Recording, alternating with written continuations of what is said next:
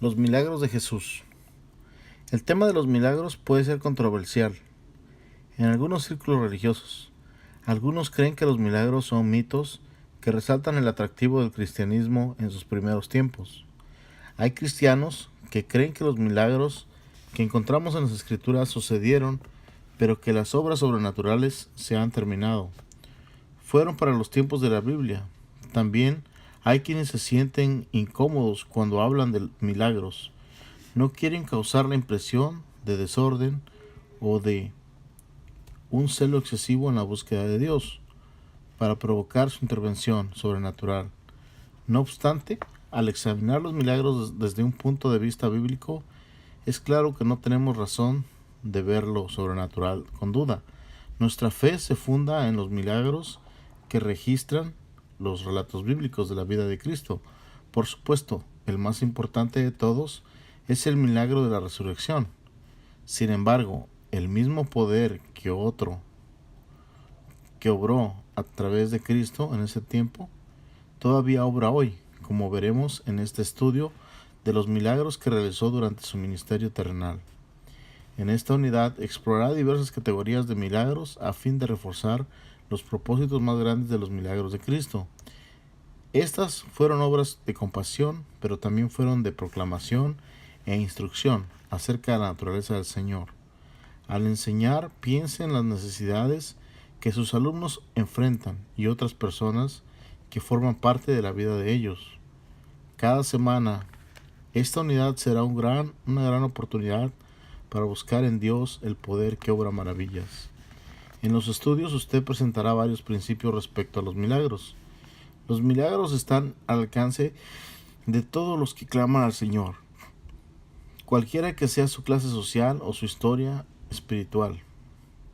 Dios es soberano en los asuntos de la vida misma, de manera que podemos confiar al respecto a todo, e incluso creer que recibiremos de Él la mayor de las bendiciones, la vida eterna. Dios ejerce su poder soberano sobre la naturaleza, recordándonos que Él es mayor que cualquier tormenta que enfrentemos a nuestra vida. Dios ejerce su poder soberano sobre todas las fuerzas espirituales, recordándonos que las obras del enemigo no prevalecen sobre nosotros.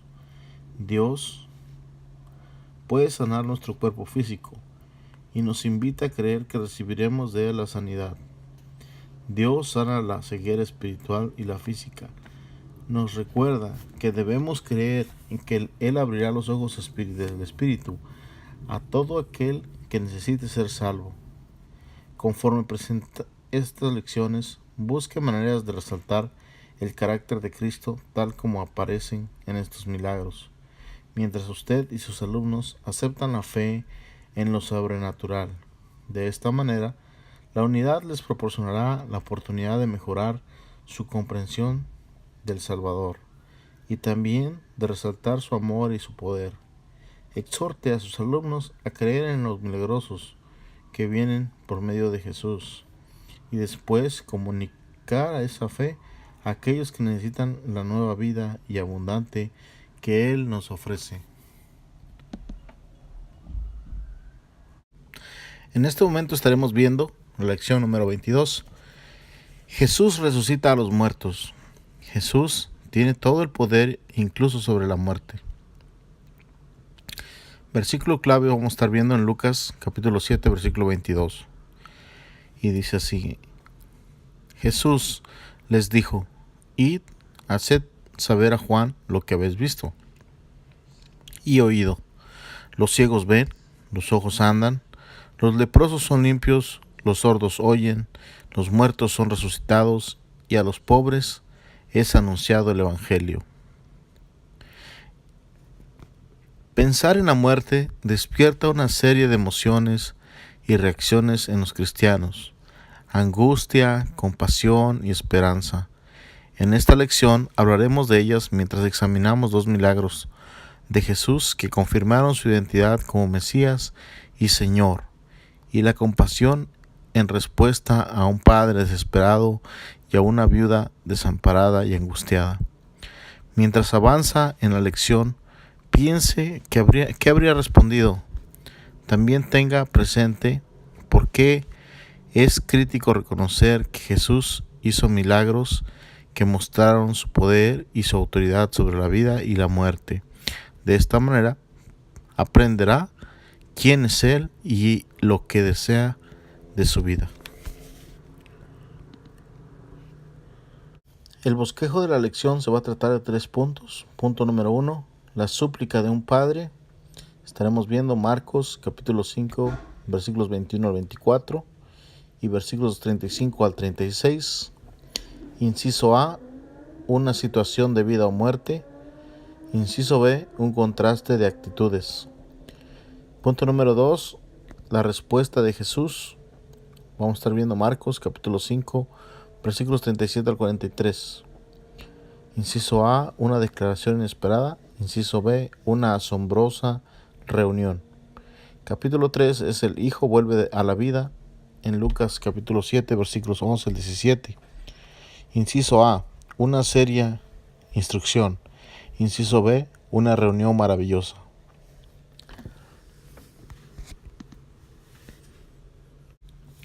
Los eruditos hacen notar algunas claras similitudes entre el milagro de Jesús cuando resucitó al hijo de la viuda en Lucas capítulo 7 y la resurrección del hijo de la viuda de Sarepta, que Dios obró a través de Elías en Primera de Reyes capítulo 17. Lucas 4 del 24 al 26.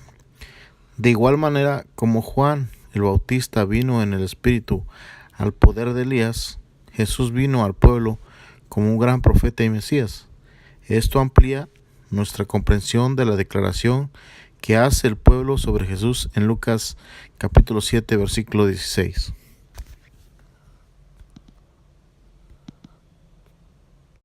Comience la clase con esta declaración.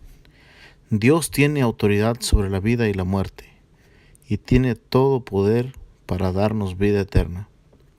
Explique las trascendencias de esta declaración, tanto en nuestra manera de orar como en nuestra manera de vivir. Es posible que no haya milagro alguno más visible y emocionalmente dramático que la resurrección de alguien de entre los muertos. En esta lección estudiamos 2 milagros de este tipo que Jesús realizó durante su ministerio. Mientras lo hacemos, es útil que hagamos una aplicación doble. ¿Con cuánta frecuencia creemos hoy que recibiremos un milagro? ¿Y cómo respondemos ante la realidad de que Dios tiene poder sobre la vida y sobre la muerte?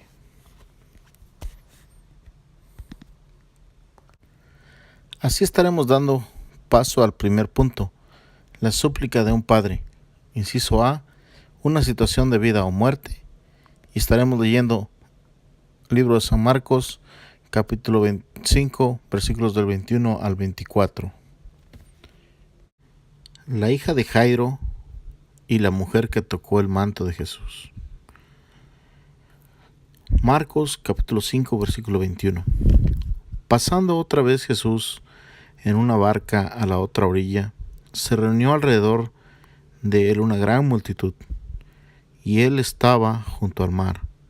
Y vino uno de los principales de la sinagoga, llamado Jairo, y luego que le vio, se postró a sus pies, y le rogaba mucho, diciendo: Mi hija está agonizando, ven y pon las manos sobre ella para que sea salva y vivirá.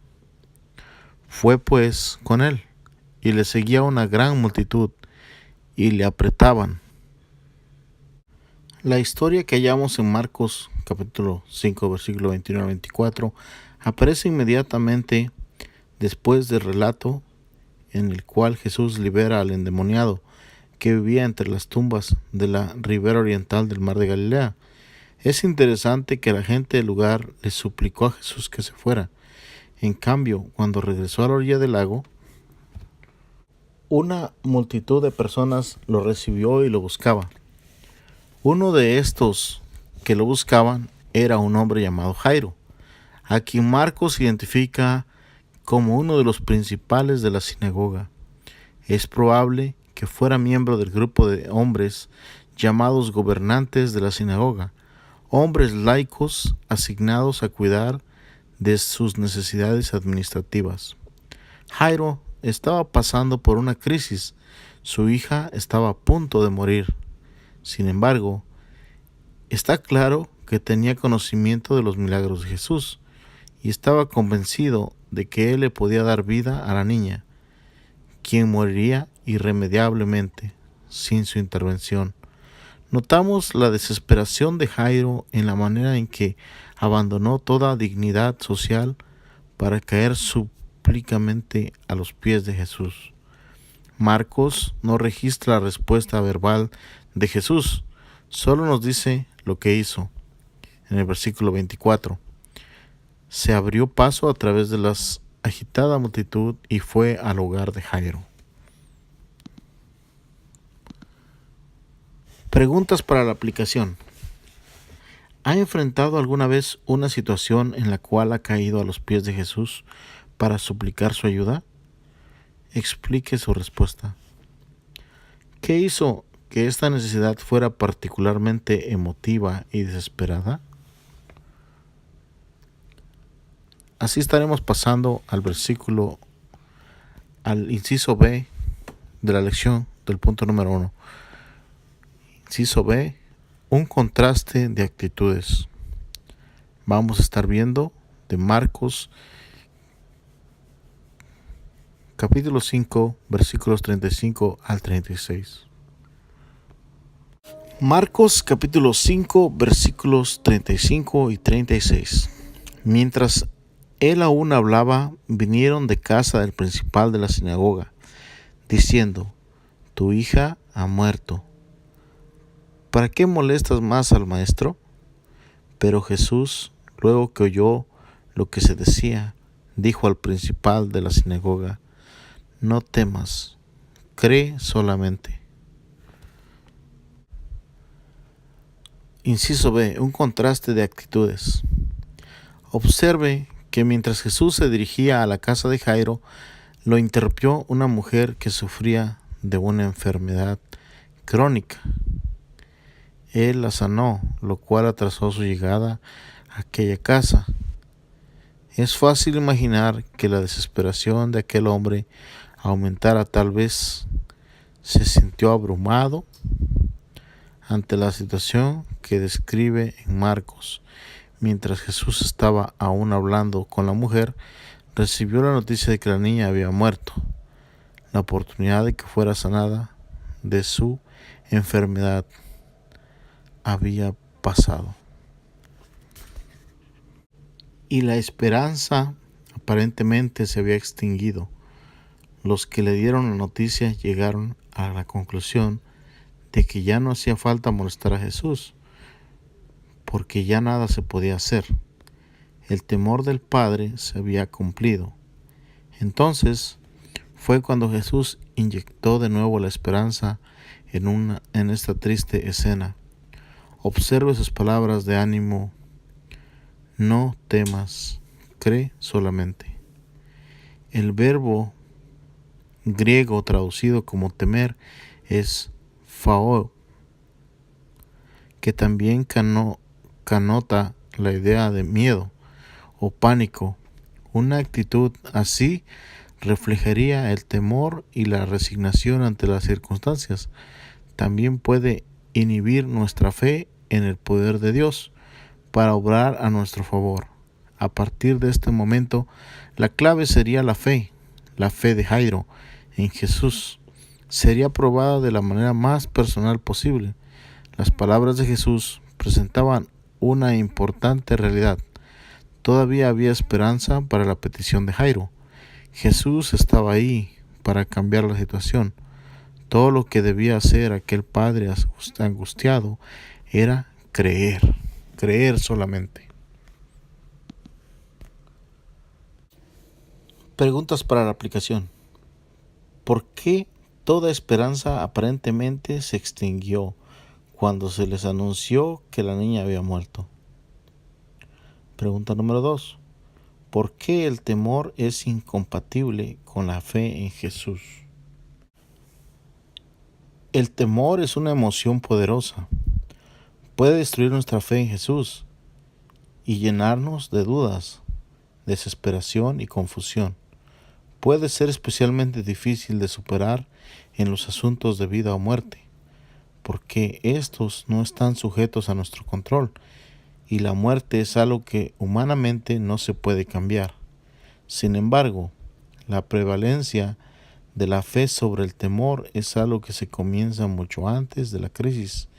En nuestro estilo de vida debemos reflexionar constantemente en las promesas de Dios, la adoración dirigida a Él por su providencia y el testimonio ante otros de las bondades que Él nos muestra cada día. Y así estaremos llegando al final del capítulo número 1 de la lección de Marcos, capítulo 5, del versículo 35 al 36. Esperamos su sintonía, denle like al video si les gustó y que Dios los bendiga.